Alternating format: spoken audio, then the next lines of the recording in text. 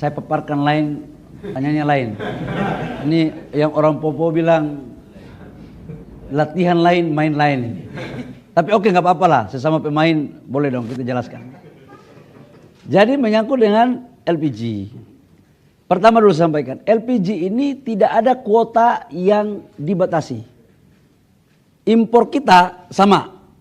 Bulan lalu dan bulan sekarang atau 3-4 bulan lalu sama aja, nggak ada. Subsidinya pun nggak ada yang dipangkas, tetap sama. Yang hal baru itu begini ceritanya. Selama ini kan Pertamina menyuplai ke agen.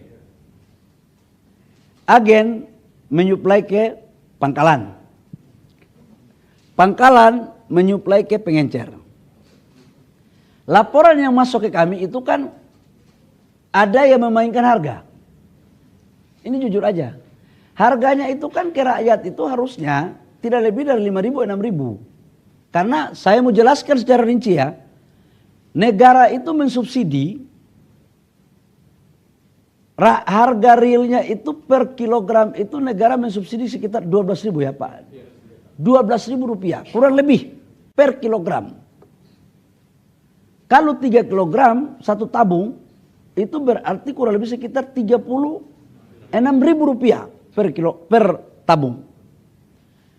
Laporan yang masuk ke kami, subsidi ini, LPG ini ada yang sebagian tidak tepat sasaran.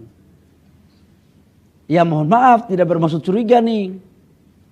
Ada satu kelompok orang yang membeli LPG dengan jumlah yang tidak wajar. Ini untuk apa? Harganya naik. Sudah volumenya tidak wajar, harganya pun dimainkan. Nah, dalam rangka mentertibkan ini, maka kita buatlah regulasi sebenarnya. Bahwa beli di pangkalan, karena harga sampai di pangkalan itu pemerintah bisa kontrol. Kalau harga di pangkalan itu dinaikkan, izin pangkalannya dicabut.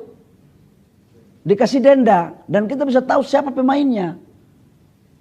Nah, cuman memang dengan pengencer tidak diberikan itu, karena yang biasanya main ini kan di level di bawah.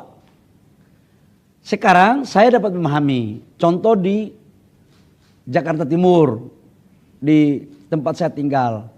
Pengencer itu biasanya cuma 100 meter saya bisa dapat LPG di pengencer itu.